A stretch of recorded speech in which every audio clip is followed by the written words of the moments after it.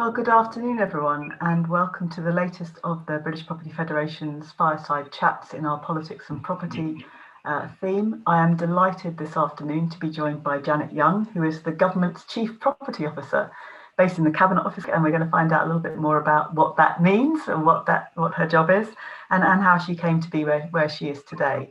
Great to see so many of you joining on a gloriously hot afternoon, foregoing the temptations of the garden or the park for at least half an hour.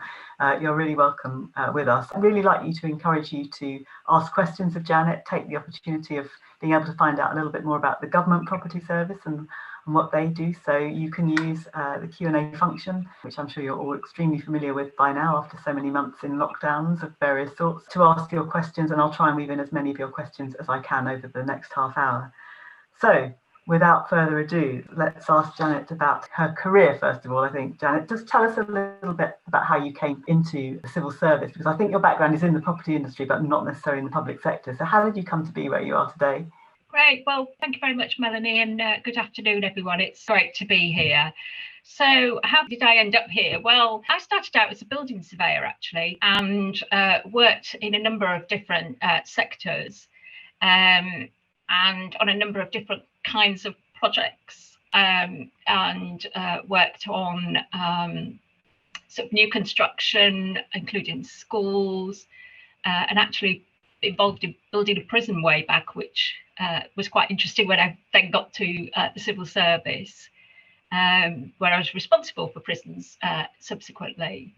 And then sort of broadened my career and went more into the sort of property asset management, estate strategy area.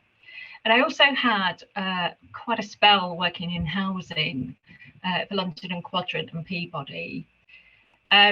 So what attracted me into the civil service? Well, it was really the chance to work on a really big palette of properties, if I'm perfectly honest.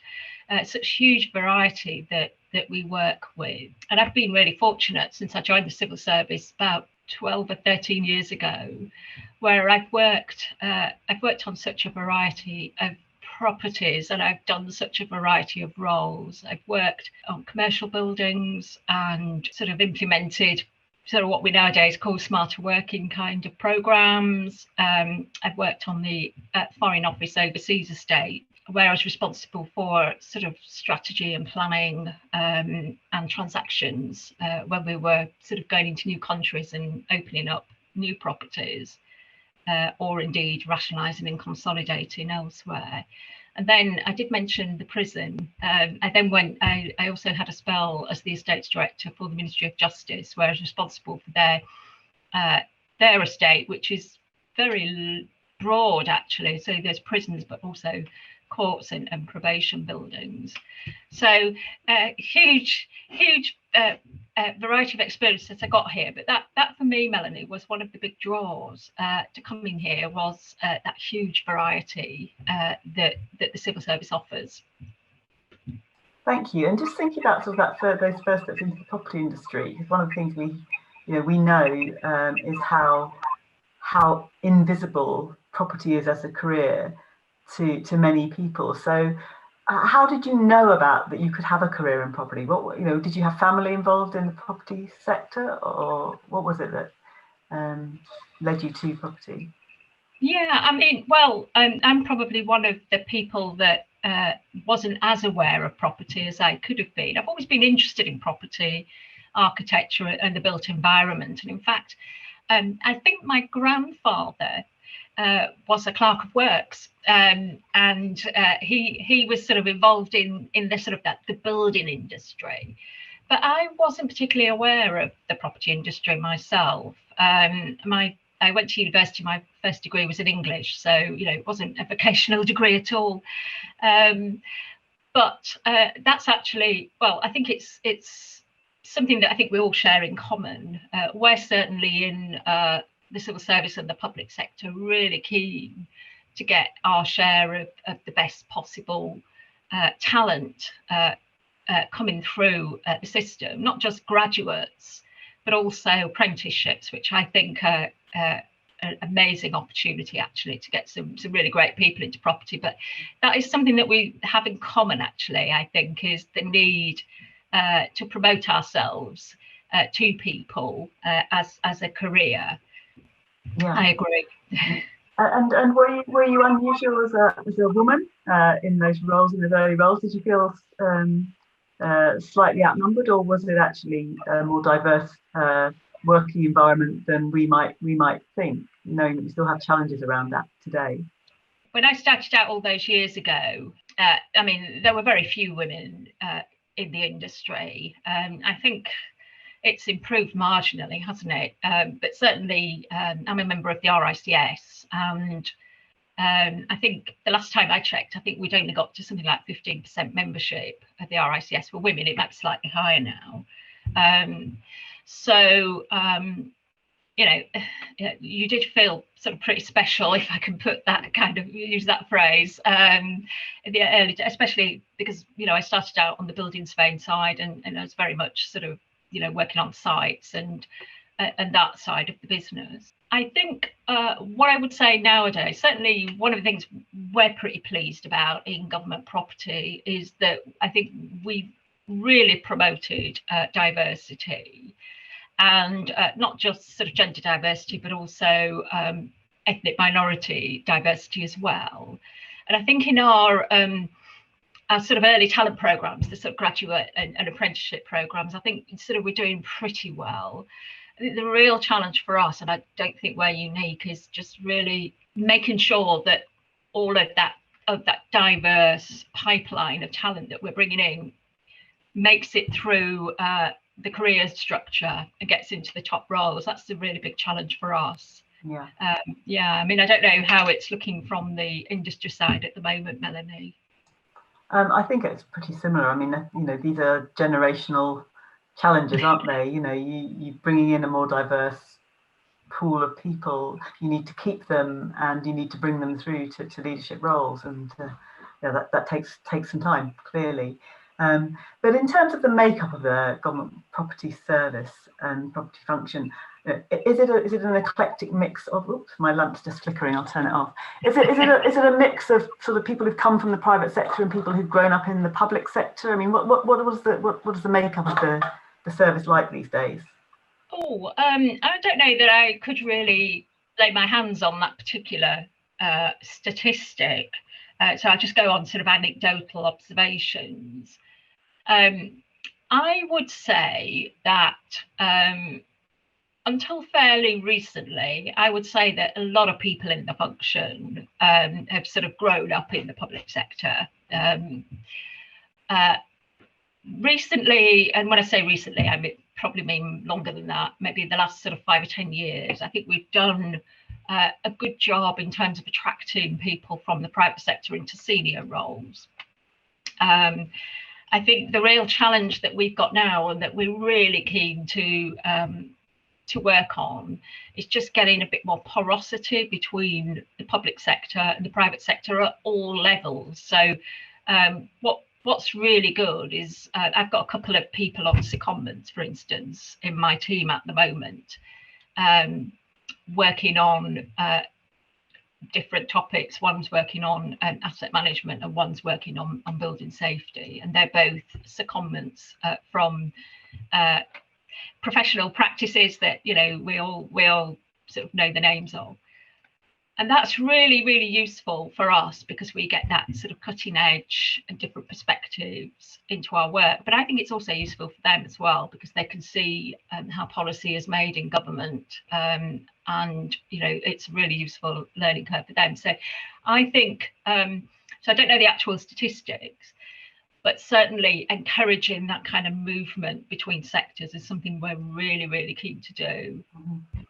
And that's something that I'm sure will be of interest to some of the people listening in terms of thinking about building their careers, getting that blend of experience between public and private sectors.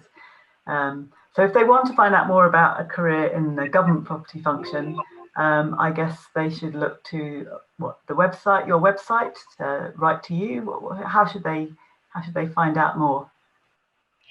Well, I guess it depends on sort of what kind of role, but for people at earlier stages of their career, we or you might know of family and friends that are interested in getting their sort of first or second jobs, then some of the early talent programs would be of interest, and we do sort of advertise those at certain points of the year that align with things like academic years. So we generally promote those on LinkedIn. So please do have a look at that. We've also got a page with information about our career framework, but also some of the other sort of products that we produce, like our estate strategy, our sort of professional standards, and that's on gov.uk.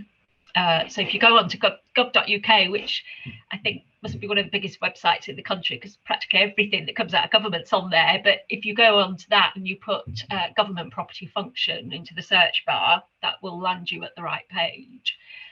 And then the other way that we sort of advertise roles to more sort of middle and senior roles, we will advertise those as the need comes up. And the way to find out about those is to register on civil service jobs. And anybody can register on that. You can get job alerts, and you can put in search criteria, and you'll find out about any roles that are coming up. When it comes to sort of things like sort of more informal or more ad hoc sort of secondment type opportunities, then we generally sort of broker those on a sort of needs by basis. So I think if anybody does want to sort of, if you like, come forward with an idea or a proposition, then probably the best thing to do is to write to our government property profession email address, and that's gpp@cabinetoffice.gov.uk. So there's quite a lot of different options there, Melanie, depending on what it is that people are interested in. That's great, thank you. We're going to talk about your policy priorities and how the government and the industry can work together more effectively in a moment, but I can't resist, before I do that, just asking you, just picking up on something you said around your past responsibilities in terms of the Foreign Office and the overseas estate. Now, I have this wonderful picture in my mind of these sort of great glamorous embassies around the world. So can you share with us an anecdote of, that either dispels my misconceptions or panders to my prejudices? I mean, you worked on some really fabulous embassies around the world. Yeah, so I suppose I have been to some of the I suppose what you might call iconic embassies, where we have a particularly big presence, such as Washington, Paris, Madrid, Berlin, and certainly the parts of the embassy, usually the sort of ambassador's residence, actually, where a lot of that sort of high-level diplomacy takes place. They are very grand. I mean, they are meant to represent Britain at its best and encourage people, obviously, to do business with us. So, they can be quite grand. I mean, that's not to say that the more sort of workaday parts of the embassy are equally grand, because they're certainly not. But probably the most, for me anyway, and everybody's very different, but for me, the most interesting part of that job was when I visited the parts of the world that are less glamorous. So, I went to Baghdad, I've been to Kabul, I've been to some other sort of what we call challenging environments. And believe it or not, I mean, it's difficult to imagine in those kinds of environments, but, the business of property still goes on. We lease property from landlords in the area. We have to negotiate the terms of those transactions. It all goes on. And in those kinds of environments, and especially in environments, not those two, but when we're setting up an embassy in Somalia, there was barely a legal system in Somalia. Never mind, an established legal system for property law. So you're really sort of starting from scratch. And I found that hugely, hugely interesting. And just just going to the sorts of places where I didn't visit Somalia, by the way, but going to the sorts of places where, you know, you'd normally never get to travel, and just see how the country operates, how people do business, and how people live their lives. It was just an amazing experience. Thank you. So let's talk then about some of, you know, the things at the top of your inbox. You know, what are the government's top property priorities, and so what's keeping you awake at night, if anything? Okay, well, I mean, it's really interesting for us that, you know, this is a government where, you know, the Prime Minister really sees the value in property and infrastructure, you know, far more than you know, for a long time, actually. He really sort of gets that. You can really see the positive impact that can have on people's lives. And so that's the first thing. And, you know, even before the pandemic, you know, there's a lot of investment coming into new hospital building programs, schools, prisons, and lots of investment in infrastructure, rail and road. The other sort of, so we were pretty busy anyway, pre-pandemic. The other sort of coming out of the pandemic, the other sort of side of that coin is that the government sees property and construction as a way of helping to get the economy back on its feet. And it's a reality that, you know, a lot of the industry carried on working through the pandemic. The other big sort of policy agenda that is really material to us in property is this levelling up agenda. You know, for us, there's a sort of like an immediate aspect to that, which is about trying to make sort of civil service and government less London centric, and getting more of our work done in the rest of the UK besides London.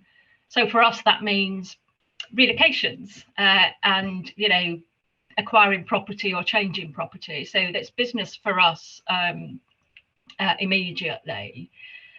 So all that sort of location strategy piece is really important to that. And again, that's something that the government's really keen on. And the other sort of big policy initiative that is really impacting us is a commitment to net zero by 2050. So I'm pretty sure everybody on the call is aware of that.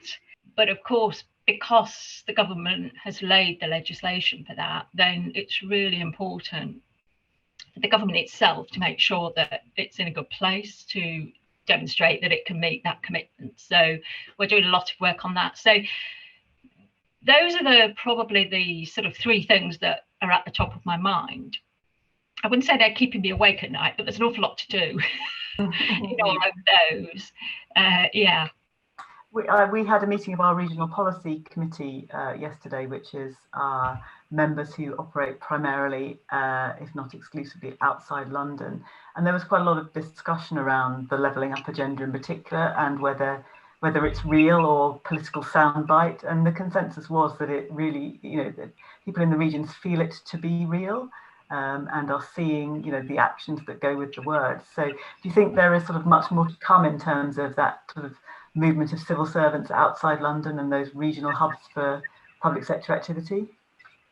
Yeah, it really does feel real to us, that's for sure, because we are really pushing down. I mean, there's sort of a push and a pull. There's the pull into the regions and the nations of the UK, because for us, this isn't just about England outside London. This is about England outside London and Scotland, Wales and Northern Ireland.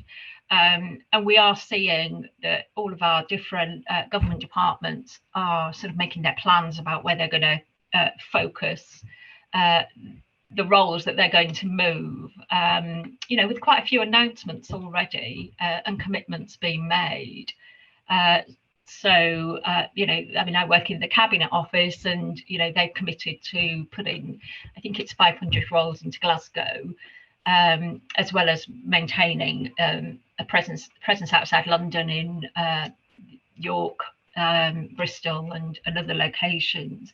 So it really does feel real. So there's that sort of pull factor to places outside London in the southeast, but then there's a push factor, which is that for some time we've said that we needed to reduce our footprint in London, which we're continuing to do. So our estate strategy commits us to get down to less than 20 buildings in central London. Well, don't quote me on these statistics, but I think a couple of years ago we were at 65 buildings, and probably about 2010 we were in 200 buildings. So there's a real sort of trend downwards. So there's a push and a pull factor. It feels really real to us, that's for sure. And could you just say a little bit more about net zero and sustainability? How is the government managing that across the public estate? Are you in overall control, or is that delegated to departments? So for the MOJ to worry about prisons, and the MOD to worry about the defence estate and health, etc., etc. How does that work in practice? So how it works in practice is pretty typical, actually, for most of our initiatives. Like we just talked about levelling up. So we set the policy and the strategy at the centre. We provide support, help, training and tools to individual property teams across the sector, but then it is for that individual government department to then implement that and to to set their plans and then achieve them. So we're working on that with the government departments now, in terms of how helping them to many of them have got quite advanced plans, so many of them don't need any help, but helping them to work out how they're going to get to net zero, what are they going to have to do with their estate to do that, so that we can then build a picture across the government estate. Because although for people outside property, 2050 felt like a long way away. We know in property that it takes a long time to change things, and it can be expensive. Less than 30 years now is it's less than the life cycle of a building, and certainly less than a life cycle of a particular sort of replacement program for different components. So it's that's how it works for net zero, but also pretty much for most of our policies. Thank you.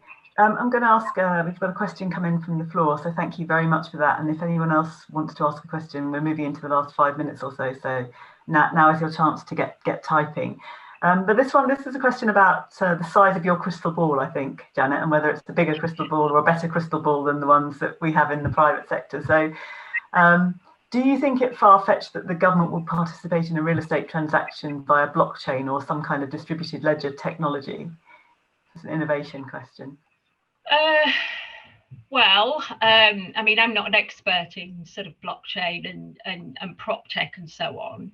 But one of the things that we are very keen to do is take advantage of all of those innovations and automation.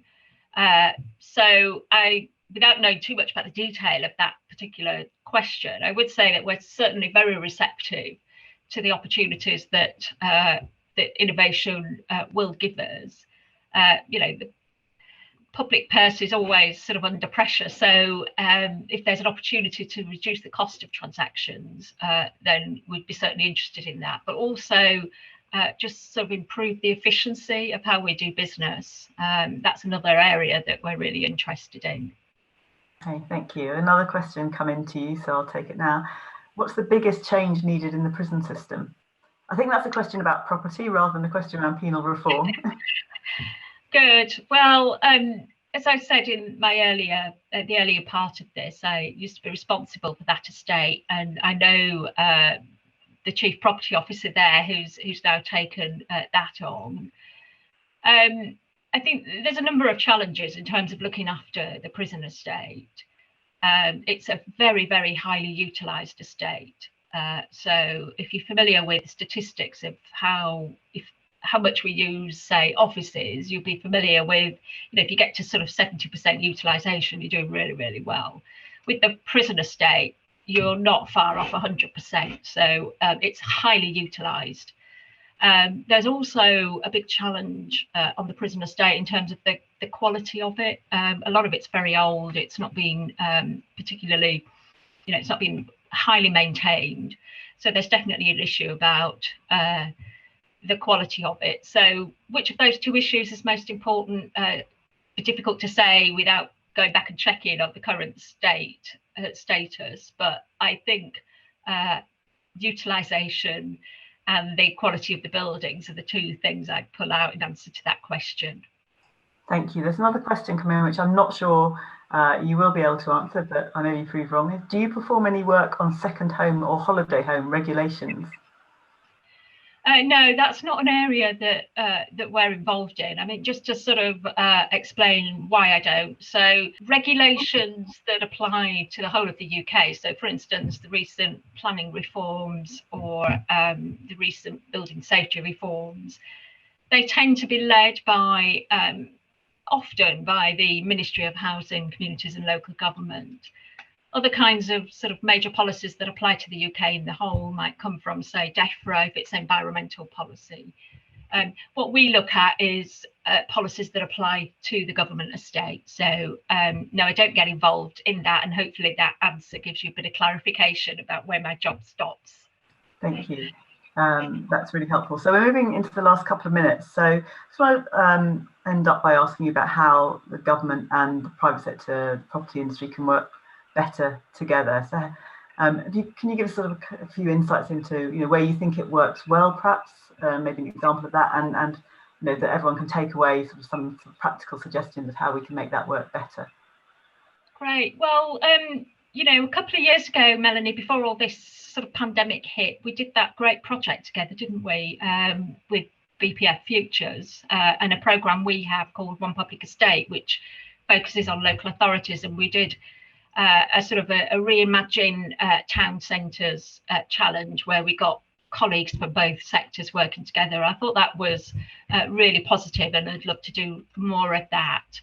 I think also during the pandemic, I was really impressed with the work of the Construction Leadership Council, working really closely with central government to sort of keep the construction industry operational during that period.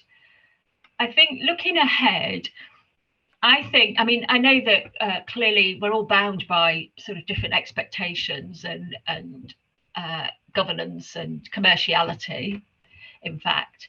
But I think as far as possible, where we need to get to is, just sharing best practice. If we've tried something that works really well, we want to share it with you.